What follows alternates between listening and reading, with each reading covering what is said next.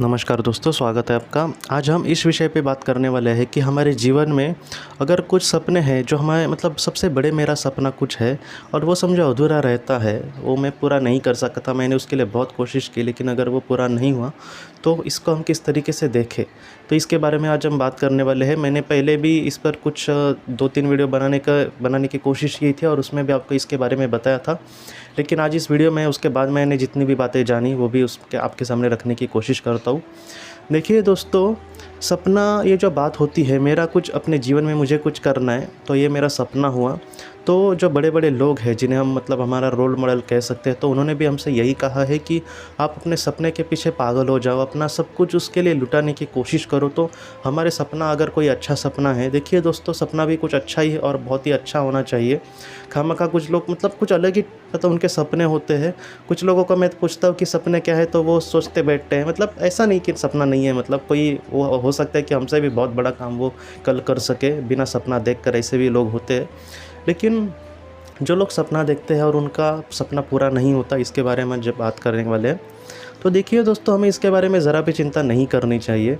अगर कोई एक इंसान है और वो उसकी अब एज बहुत ज़्यादा हो गई है और वो बचपन से कोई सपना देख रहा था और वो बहुत ही अच्छा सपना था, बहुत ही जायज़ सपना था, और फिर भी अगर वो उसका पूरा नहीं हुआ, तो ऐसा नहीं है कि वो उस सपने से हमेशा के लिए दूर हो गया दोस्तों। ऐसा नहीं होता। मैं आपको एक उदाहरण देता हूँ। डॉक्टर माइकल न्यूटन जी की किताब, मुझे लगता है जर्नी ऑफ सोल्स, इसमें उन्होंने ये कहा है कि एक लड़का था और वो टूरिस्ट था। जैसे वो पूरे देश घूमते हैं, पूरी दुनिया घूमते हैं और वहाँ की नई नई चीज़ों को देखने की कोशिश करते हैं। तो वो रूस का था, रशिया का। तो वो वहाँ से घूमते घूमते बहुत सारे देशों में घूमा और वो बाद में अमेरिका आया था। और अमेरिका में वो न्यूयॉर्क में आया था दोस्तों। और जब वो न्यूयॉर्क में आया था, तब उसको ये लगा कि मैं वो बहुत दुनिया घूमा था, लेकिन उसको ये लगा कि मैं यहाँ पे बहुत खुश रह रहा हूँ। तो उसको ये लगा कि हाँ, यही जगह मेरे लिए अच्छी है। तो उसका एक सपना बन गया कि मैं यहाँ पर ही रहूँ। और बाद में उसने दोस्तों, बाद में उसको थोड़ा सा म्यूज़िक में रुचि होने लगी। म्यूज़िक उसने एक बार 2 बार सुना और उसने सोचा कि मैं म्यूज़िक सीखना चाहता हूँ। और ज़रा सा वो थोड़ा सा ही सीखा, कुछ 1 महीना भी नहीं, थोड़ा सा उसमें एक शुरुआत की म्यूज़िक सीखने की। और तब उसको लगा कि हाँ, मैं म्यूज़िक सीखते या फिर म्यूज़िक बजाते हुए मैं खो ही जाता हूँ और मैं दुनिया से कहीं ना कहीं मैं एक अलग ही ज़िंदगी जीता हूँ म्यूज़िक जब मैं बजाता हूँ तब। तो उसने ये सोचा कि हाँ, मैं अपने जीवन में एक बहुत बड़ा म्यूज़िशियन बनना चाहता हूँ और ये जो मैं आज कर रहा हूँ, इस तरीके से मैं लोगों को भी खुशियाँ देना चाहता हूँ। तो ऐसा उसका एक सपना बना था। 2 सपने उसके अपने आप बन गए थे, जैसे वो रोज़ की जीवन जीता था। एक तो न्यूयॉर्क में रहना और दूसरा म्यूज़िशियन बनना। लेकिन दोस्तों, दुर्भाग्यवश उसका उसके बाद एक्सीडेंट हो गया और वो इस दुनिया से चला गया। जो इंसान था वो, उसकी आत्मा ने उतना ही जीवन चयन किया था और उस चयन के हुए जीवन के तरीके से वो इस दुनिया से चला गया दोस्तों। लेकिन इसके जो सपने हैं वो अच्छे सपने थे।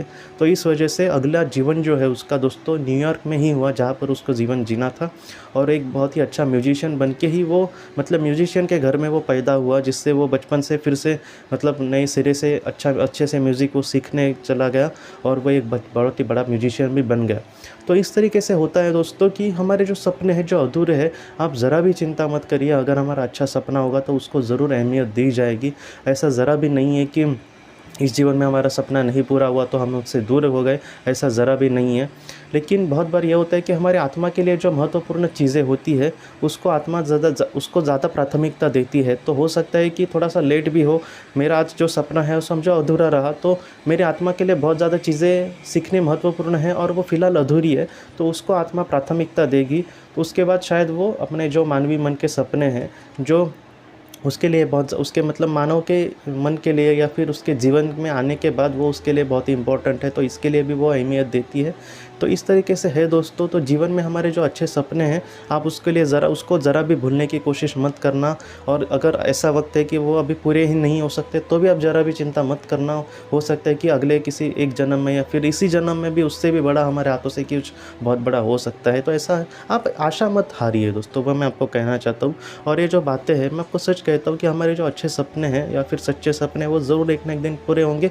हमें हिम्मत नहीं हारनी और जितना हो सके विवेकशीलता से अगर हम जीवन जीवन में आगे बढ़ने की कोशिश करे, तो ये आत्मा का सपना होता है कि वो विवेकशीलता से बहुत ही अच्छे से कर्म करे। तो आप मतलब एक कोई इंसान है, उसके सारे सपने अधूरे रह रहे हैं, लेकिन फिर भी वो बहुत ही अच्छे से कर्म कर रहा है, जितना हो सके लोगों को खुशियाँ देने की कोशिश कर रहा है। तो उसका सपना पूरे होने के बाद भी जब वो आत्मलोक में चला जाएगा, तब उसको जितनी खुशी नहीं मिलेगी, उतनी खुशी एक विवेकशीलता से जो बहुत ही अच्छे से कर्म करता है इंसान, वो अगर इस दुनिया से चला जाएगा तो उसको आत्मा को इतनी बड़ी खुशियाँ मिलेगी। क्यों? क्योंकि वो सच्ची जीवन है। अगर स्थितप्रज्ञता से अगर हम कर्म करते हैं तो उसको बहुत ही ज़्यादा अहमियत दी जाती है। तो इस तरीके से हमें जीने की कोशिश करनी होगी। ऐसा जीवन जो जीता है वो तकरीबन 10 सपने अपने पूरे करके इस दुनिया से चला जाता है। इस तरीके से आत्मलोक में उसको देखा जाएगा। तो आप ज़रा भी चिंता मत करिए दोस्तों कि अगर हमारे सपने पूरे नहीं होते, जितना हो सके हमारे सपनों के लिए हमें प्रयत्न करने की कोशिश करनी होगी, और जितना हो सके दोस्तों एक विवेकशीलता से हमें जीवन में आगे बढ़ने की कोशिश करनी होगी। आप ज़रा भी चिंता मत करना। और अगर हमें ऐसे कोई इंसान मिले जो मतलब हमारा सपना तो पूरा नहीं हो रहा, लेकिन हाँ अगर हम उसके सपने के लिए थोड़ी बहुत मदद कर सकते हैं तो भी आप ज़रूर उसके लिए मदद कर सकते हैं। कोई भी मदद, श्रमिक मदद, या फिर हम उसको ज्ञान भी देने की कोशिश कर सकते हैं, या फिर हम उसको मार्गदर्शन भी कर सकते हैं कि मतलब आप इस तरीके से करें। तो मतलब जो इंसान ऐसा नहीं है कि आप सोचिए दोस्तों कि अगर हमारी वजह से किसी और का सपना पूरा हुआ तो वो कितना पुण्य का काम हुआ। तो इस तरीके से मैं अभी आपको कहना चाहता हूँ कि आप ज़रा भी चिंता मत करना। आपके भी जीवन में कोई अपने मतलब आपका पड़ोसी हो, या फिर कोई इंसान से आपकी परिचय हो, तो आप मतलब उसके कोई सपना है जो आपको पता है और उसके लिए भी आप 2 खुशियों के पल दे सकते हैं, तो वो भी बहुत बड़ी बात है।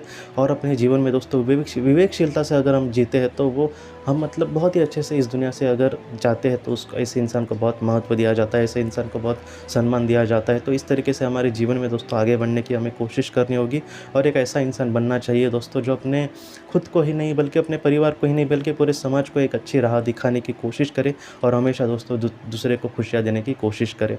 आज के इस भाग को लेकर अगर आपके कोई भी सवाल हो तो आप ज़रूर पूछें, जितना हो सके मैं उसका आपको जवाब देने की कोशिश करूँगा।